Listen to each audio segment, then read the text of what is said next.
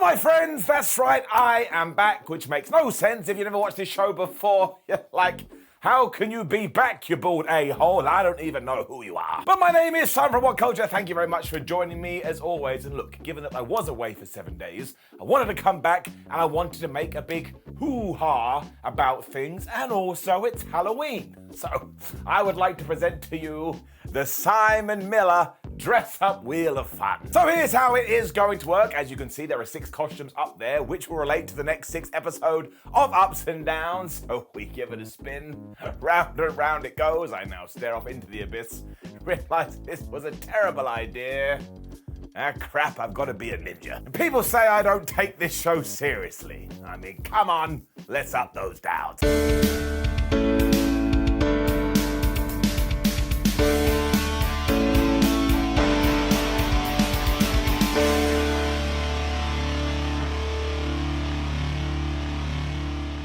Halloween graphics for obvious reasons this week, and I'm so dumb. At first I went, oh, well, quite clearly we've changed the colour scheme, and decided what Raw was missing was a bunch of pumpkins. I then caught up with myself, and in terms of my own Halloween adventure, this is going to have to come off.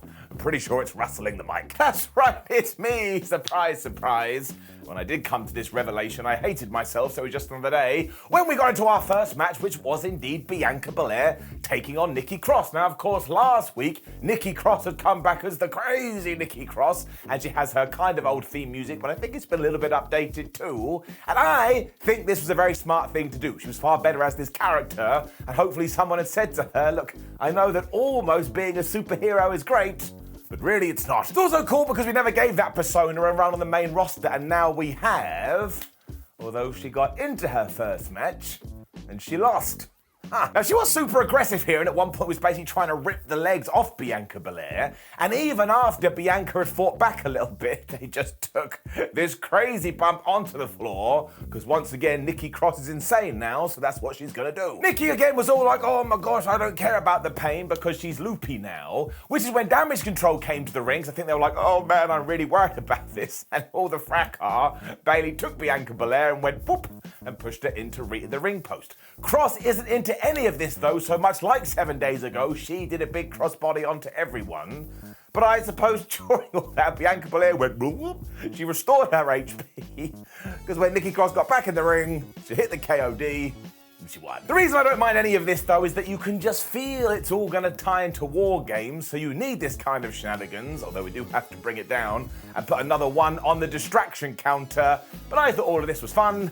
I'm gonna give it an up. Especially because there was fallout to all of this, because Damage CTRL were all like, ha ha ha ha, we're now gonna beat up Bianca Belair, so she's all fresh when she has to take on Bayley at the Crown Jewel show on Saturday, when who returned to Monday Night Raw? It was Doink the Clown and Repo Man. If only it was. It was Alexa Bliss and Asuka. They were able to save their friend, and they ended this segment standing tall. It was a bit like, where the hell did Nikki Cross go? She vanished into the abyss here. Maybe she fell down a hole. Things then got even more nuts because we had an interview with them straight away. And not only was Bianca all like, hi, I'm going to beat Bayley at the Crown Jewel, but Bliss and Asuka all like, and yeah, we want a tag team title match later.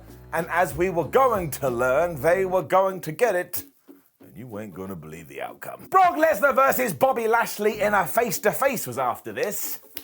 Big men slapping man meat. And while I say face-to-face, it was actually meant to be a digital face-to-face, which is the biggest trick of all time. But when we started this, you had Bobby Lashley sat in his chair, but over the other side of the screen, it was literally just a seating utensil, because Brock was nowhere to be seen. So I just decided that maybe Brock needed the toilet. When you gotta go, you gotta go. Although Bobby thought differently, Lesnar's been ducking him for years, so surprise, surprise, he's just doing it again. When Brock Lesnar's music hit, and he came out to the ring. Now, I did kind of feel like somebody had told him his skit was going to go differently, although he was wearing a Megadeth t-shirt here, so I was very happy. But no, Brock got the mic and he was like, look, I'm here in Texas, I'm having a good old time, and I don't want to have a little chat-to-chat. I want to whoop someone's ass, so Lashley, get out of here now. Bob was never going to take that laying down, so he did arrive with his music, obviously. And I tell you, WWE does these pull-apart brawls so well because they just went at it like trains when every single person literally in the world, you were there, I was there, my Auntie Joan was there, which is a terrible idea because she's got a bad hip, was trying to break them up. And it's no matter how hard they tried, Bobby Lashley and Brock Lesnar would not let them do this until even Triple H was out there going, listen, if you two keep attacking each other, I'm going to turn the car around and there's going to be no crown jewel for anybody. I'm pretty sure Von Wagner was also getting involved, so welcome to the main roster, and it just works every single damn time, and I can't wait for this match. They're just going to kick each other's ass. Let's get it up. And then it was Austin Theory versus Seth Rollins in a non-US title match. What? Now, to be fair, WWE did justify this because Austin popped up in one of those inset promos. It was all like, I heard what you said last week, Seth. You said I was an absolute goober, and that made me really sad, so now I want to fight. But something that has been talked about in the wrestling world recently is, does every single match that we do see need a story? The answer is no. I mean, I always get more invested when you do have a tale, but sometimes you just want to see two guys go at it. I actually thought this was really flippin' good. Seth also came out with his hair dyed blonde, so the internet was melting down as he does return to Rollins version 1. And seriously, within the opening 5 minutes, Theory was just like, well, I know how I'm going to beat you. I'm going to use Al in the announce table, and I'm going to use Simba the Still steps. And referee, you better ignore it, because it's going to happen anyway. This was never going to be a one-sided affair, though, given who was involved. And when Seth did get back into this, he hit all these dives, and he followed it up with a Falcon Arrow. And I audibly said out loud, flub me, he is just a terrific professional wrestler. The dude is in his element. Both guys were then also going for the most devastating move in all of sports entertainment, the surprise roll-up, because they know the deal. But when it didn't work, Theory hit a neck breaker. Now, you cannot spin this any other way because the clue is in the name. He wanted to break Seth Rollins' neck. It then became Pedigree Central because everybody was going for one, but that was a really stupid move by Austin Theory because, of course, Seth Rollins mastered this maneuver many moons ago, so he spun out of this and reversed it, and he slammed Austin with the curb stomp, and he got the 1, 2, 3. This was a good match. Up. I've no idea what the plan going forward for Austin is either, but I tell you, if he does cash in down in NXT, I ain't gonna get mad at that because it's different, and it's fresh, and it's new, and different, fresh, and new are probably the most important words in all of professional wrestling. Well, that and goofy wrestling for life. Given Crown Jewel is this weekend too, Raw then had a treat in store, which kind of worked given the theme of the show, as out came our head of the table, Roman Reigns. He was with Paul Heyman, and yet the crowd started to chant Usi, so that's a thing. But Reigns did tell us, well, don't worry, right now I'm sure Sami Zayn and Jey Uso are out there getting their Us back on. And when we get to the pay-per-view, premium live event of the weekend, they're gonna be better than you've ever seen before. And do you want to know how good this angle has been? Whatever was gonna happen with Kevin Owens and Sami Zayn and the Bloodline has been put on hold for a while, because all the powers that be were like, well, we can't fast track this thing. The fans are loving it. And if that isn't a massive thumbs up, I don't know what is. Reigns then got serious and was all like, man, usually I come out here and hype my opponents up, even though I do smash them. But I don't think I'm gonna do that this time, because look who I'm facing. Logan Paul. Logan Paul, he's only in his second match, and everyone's dancing around saying he's gonna knock me out, and I say, no. It was kind of a tease, because his whole point was I'm not gonna promote this, and Paul Heyman's gonna do it instead. And he went into the whole, oh my gosh, one lucky punch made me able to knock out Roman Reigns. But here is the problem with this feud. I don't want Logan Paul to win. If Logan Paul was to knock out Roman Reigns and win the Universal Championship and the WWE title, you would probably never see me again, or at least for a few weeks, because I'd need to go and lay down. This is when The Miz interrupted and blessed this man, because the first thing he did was just like, I acknowledge you, because he's such a goober. But he was also like, look, I know Logan Paul. I basically brought him to the WWE, so I've got a little problem with Mustafa Ali later. If you help me, I will help you, and then we can hug and kiss. The head of the table even thought about this for a little while, but then he knocked out The Miz, and he had a very good point too. He was like, why does everyone keep coming out here saying Logan Paul gonna knock you out, Logan Paul gonna knock you out? Why aren't they saying, I'm going to knock out Logan Paul? I was like, you were right, Chief, you were right. The best part was when Reigns was leaving, he just went on this massive rant into the camera, and I tell you, he completely gets his character now. And I don't particularly want to see this match, but I think Roman Reigns is doing a great job. And this was a fun enough segment. We then got all into this too, because we saw The Miz in the trainer's room going, oh my gosh, he hurt me, when Kathy Kelly put her troll boots on, and she zoomed in and she was like, oh, Miz, I know you're struggling right now, but do you know later on Johnny Gargano is going to reveal your secret? I mean, that is like finding out your cat is missing and then your friend just zooms in and goes, and your tire is flat as well. It's like, could you just give me a minute? I need to process. Miz didn't care because he was super upset about all this when Mustafa Ali walked in and he said, you know what, Miz, you've got tiny balls. And the Miz was so upset, he said, you know what, we do have a match later, and I'm going to do it. I guess to prove he's got massive testicles? I don't know. No ninja has ever said that. Everything with the Judgment Day continue next, and I love how important they have become to Raw. It was Karl Anderson versus Damian Priest, which is always going to be good, no matter what planet you want to do it on. But man, the star of the show now, as we all know, is so clearly Rhea Ripley. Everything she did last week was so damn good. And here, she's just stood around as if she is the biggest threat on the planet. And I totally buy into it. So she should become the champion. I don't just mean the women's champion, I mean the WWE champion, the Universal champion, the tag team champions, the 24/7 champion. Just go and find belts and put it on here. Otherwise, yeah, Karl and Damian had a good 7 minutes match. They just took lumps out of each other when Damian Priest was going for the reckoning. But Karl Anderson reversed it into the backslide, which is basically the most devastating move in all of sports entertainment. Now, I will tell you this, very odd tangent by me, if they haven't been listening to Figure 4 Daily with Brian Alvarez and Lance Storm, then something fishy is going on. Because about a month ago, those two guys talked about, you know what I would like to see come back, the backslide. Ever since then, we've seen about 9 backslides. A massive fight broke out afterwards because that was always going to happen. But once again, who was the kicker here? It was Rhea Ripley, because she beat everyone up. And even when she was faced with the entire OC, she was like, yeah, you want to go? I'll kick your ass. It basically led to a distraction though, so Finn Balor hit the coup de grace and Damian Priest was able to hit the razor's edge. When Dominic Mysterio went to the top rope, he did the Eddie Guerrero taunt and he finished all this off with a frog splash. So seriously, Rhea Ripley, good old Dommy boy, they are benefiting from this so much. And you also have the tease hanging over your head with AJ Styles and the Good Brothers going, well, we're going to have to bring somebody in to deal with Rhea Ripley. And I've thought about this a lot. I don't have a fucking clue who it is. I liked all of this though, because it was just so damn enjoyable. I'm giving it an up. I'm very excited about their match at Crown Jewel. MVP and Omos then cut a promo in the back saying they're going to SmackDown on Friday to give Braun Strowman a surprise. And I hope it's like a nice new set of napkins, because that would make Braun happy. I like people being happy. This is when JBL came out to the ring, and you know the deal here. He is Baron Corbin's mouthpiece. But given they were in Texas, he was all like, man, Texas, what a great place. I just love being in Texas, and Stone Cold Steve Austin and the Freebirds and everybody else, they were down here in Texas. But now all you schmoes have ruined it by being woke dicks. Of course, it's the opposite for his guy, Baron, who did come down, and he too was about to tell the truth. I just had the best time of my life. Because, much like last week on Raw, because somebody said the word truth, who decided to come to the ring? That's right, R-Truth. I like this for 2 reasons. 1, it's dumb, but also 2, it is tying into wrestling tropes. So many times you will say a wrestler's name, they just go, Papa, I've decided to come have a word with you.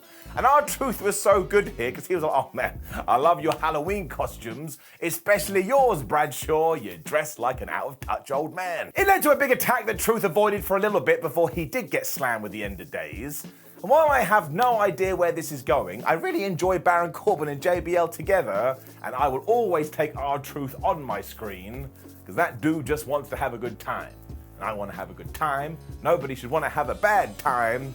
Giving it up. Speaking of Halloween too, it was then time for our annual Trick or Street Fight match. And honestly, one year somebody should pick Trick, because then you don't have to get hit in the face with a weapon. It was Matt Riddle taking on Otis too, and boy howdy did we just have fun with this. Elias came out with his new best friend, and Riddle was even dressed like the Drifter, but when Chad gave Gable and Otis arrive, Chad was all like, look, I was gonna dress up as Socrates, but nobody would have understood that, so instead, me and my number one guy are coming as Chippendales, which was based off an old Saturday Night Live skit. The reason this was so tremendous, though, is at one point, Chad Gable got up on the apron and he screamed at Otis, for one night only, you can do it for one night only. So not only did Otis start doing the hip thrusting, which I should not enjoy, but I do, he also busted out the caterpillar elbow. Now look, there is no way we didn't do this unless we're planting some seeds. And if good guy Otis comes back, like I love the Alpha Academy, but I will go and do a backflip and then break my neck, but I'll do it anyway. Eventually a kendo stick was involved too, but we've already done this. They are native to under a wrestling ring, so it does make all the sense in the world. And of course, later on, Elias threw Chad Gable through a table. This is when they took a jack-o'-lantern and they put it on Otis's head. And I actually went, well, that seems a little bit mean. But the whole point is that it was leading to a Matt Riddle RKO. And obviously, this was the worst RKO you've ever seen in your life. Because Otis couldn't see what he was doing, but also his head was now twice the size. Like, imagine you tried to RKO Jack Skellington. It's not gonna work. Somehow that did make it even better, though. And I'm not trying to pretend this wasn't ludicrous. It absolutely was ludicrous. I had a good time. That's all I need from wrestling. Not everything needs to be 6.25 stars in the Tokyo Dome. Getting up. Bayley was then getting Io Sky and Dakota Kai ready for their match later, and I'll also throw in here that earlier on in the night, we also saw Bales talking to Nikki Cross, so my eyebrow went up when it was time for The Miz versus Mustafa Ali. Now, I felt this was kind of important because ever since Ali has found his running boots on Raw, he hasn't really got any kind of momentum. So I was like, well, if he beats The Miz, who is kind of a big deal, I think that will mean something. And then he did beat him, but he also kind of didn't. What? Because you already know what happened here. Halfway through the match, when The Miz was dancing around Barry Barricade, Dexter Loomis appeared, and as always, he tried to kill The Miz. And even though The Miz was able to get away from him this time, when he got back in the ring, Mustafa Ali booted him in the face, he hit the 450, and he got the uno, dos, tres. Now, I assume the referee was checking on Ali, which is why he didn't see Dexter, and once again, Loomis is still trying to murder people. And the best part about all of this is that minutes later, we actually found out all the story behind this, and I thought it was pretty good. Now, pull down the distraction counter. That definitely goes up by 1. But actually, again, when you took this in the next segment, I'm gonna give it an up. And what am I talking about? Well, yes, it was time for Johnny Gargano's big reveal. That is not a euphemism. This whole skit was done like 60 minutes too, and I tell you, I flipping love this. Not only did it feel totally different, but Johnny Gargano embraced his role, and I thought he was pretty damn funny. The whole point was John was talking about when Dexter Loomis got fired from NXT, and anytime they did a reenactment, Johnny Gargano was playing every role. When The Miz zoomed in and said to Dexter Loomis, oh hi, if I give you a bunch of money, why don't you start attacking me on the show? Because then not only will I get a bunch of sympathy, when I need to be able to get out of a match, I'll be able to get out of a match. This was so well thought out, we even had clips of Dexter Loomis looking like he was trying to choke The Miz, but as Gargano said, does it really look like The Miz is struggling to you? No, it does not. He's one of these celebrity types that rings up the paparazzi because he's just so desperate for attention. We even tied this into the Bobby Lashley cage match because Byron Saxton, who was hosting this, was like, well, wait a minute, why did Dexter Loomis pop up from under the steel cage and then choke him out? And Gargano was like, well, I have an explanation for that too. The Miz is crap. He's a rubbish wrestler. He knows he couldn't keep Bob, so once again, he was just trying to get out of jail free. The reason it's all gone bad is because John thinks that The Miz stopped paying Dexter Loomis, which still does not justify his response of, well, I'm going to murder you then. But honestly, I don't know who came up with all of this, but you took months worth of narrative, made it even better. So I am giving this a massive round of applause, and we should absolutely do more stuff like this. Once again, it felt new, it felt fresh, it felt different. And I'm probably gonna start saying that a lot. The NFD up. And then Raw got confusing. Through was the main event as Io Sky and Dakota Kai were defending their tag team titles against Asuka and Alexa Bliss. And I'm just gonna throw this at you, so if you don't know, you can go, what? Alexa Bliss and Asuka won. Now, it did kind of come after a distraction because at one point Bayley was distracting the referee, so even though Io Sky was tapping out, nobody saw it. But this didn't benefit the heels, so it does not go on the counter. It also came after Bianca and Bales were fighting on this platform thing, and Bayley gave Belair the Bayley to belly through a damn table. It really doesn't tie in though, because that was happening 72 miles that way, whereas back in the ring, Asuka just booted Sky right in the head, and then Alexa climbed to the top rope, she hit the Twisted Bliss, and the referee counted the 3, and I genuinely kind of stood still for a few minutes because I couldn't quite believe it. The crowd did go loopy for this, and while I have zoomed through it, I tell you, the match was really good, so it is going to get an up. But there's just something about Damage CTRL's title reign that I don't really get. I mean, don't forget we did that whole weird thing when Raquel and Aaliyah were champions for around about 87 seconds, and then they didn't really have a proper program, and now they've lost them. So yeah, I'm not sure I 100% get this, so I'm gonna give it a very unfair down. But look, when I feel things in my tum-tum, I gotta go with it. So yes, I'm being a bit of a dick there, but like Roman Reigns, I acknowledge it. But you don't need to worry about any of that, because I thought this Raw was really good. We took all our current storylines and we built and we built and we built. And this Miz, Dexter Loomis, Johnny Gargano stuff, I now think is awesome. I certainly didn't see that coming. Giving the show it up. Now please do leave a comment below and let me know what you thought about last night's episode of Raw. Like the video, share the video and subscribe. Head over to WhatCulture.com where you can read yourself some articles. Make sure you follow us on social media at WhatCulture WWE and time in 316. And again, we have lots of ups and downs videos. Type in your favorite show, follow it up with ups and downs. You'll probably find it. My name is Simon the Ninja. Again, we've got 5 more costumes to go. Although, as I realized this morning, one of them is green. So I'm gonna have to change that, but we'll saw it. You take care. See you soon.